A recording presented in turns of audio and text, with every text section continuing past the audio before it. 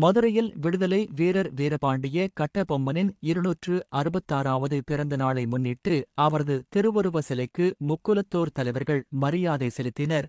மதுரை விடுதலை வீரர் வீரபாண்டிய கட்டபொம்மனின் 266வது பிறந்த நாளை முன்னிட்டு பெரியார் பேருந்து நிலையம் அருகில் அமைந்துள்ள அவரது திருவுருவ சிலைக்கு அகண்ட இந்துராஷ்டிரா தலைவர் ஸ்ரீலஸ்ரீ கருணாநிதி சுவாமிகள் தலைமையில் பல்வேறு அரசியல் கட்சித் தலைவர்கள் மற்றும் ஆயிரக்கணக்கான மக்கள் மலர் தூவி மரியாதை செலுத்தினர்.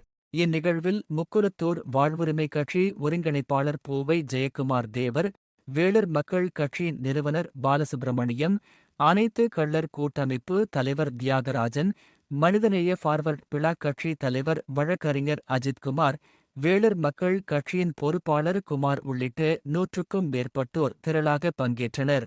சிலைக்கு மலர் மாலைகள் அணிவித்து சுதந்திர போராட்ட வீரர் வீரபாண்டிய கட்டபொம்மனின் புகழ் வணக்க கோஷங்களை எழுப்பினர்.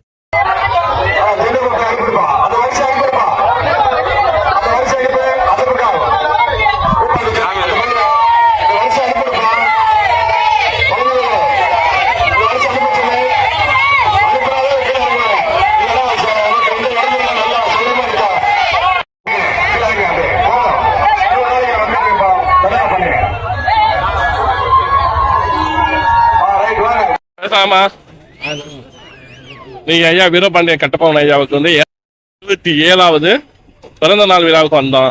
இந்த ஆண்டு 2026ஆம் ஆண்டு எல்லாம் சுபிஷமா மக்கள் எல்லாரும் நல்ல சந்தோஷத்தோட எல்லா வளமும் பெற்று எல்லா வளமும் கிடைக்கணும் என்று நாங்க இறைவனை பிரார்த்திக்கிறோம்.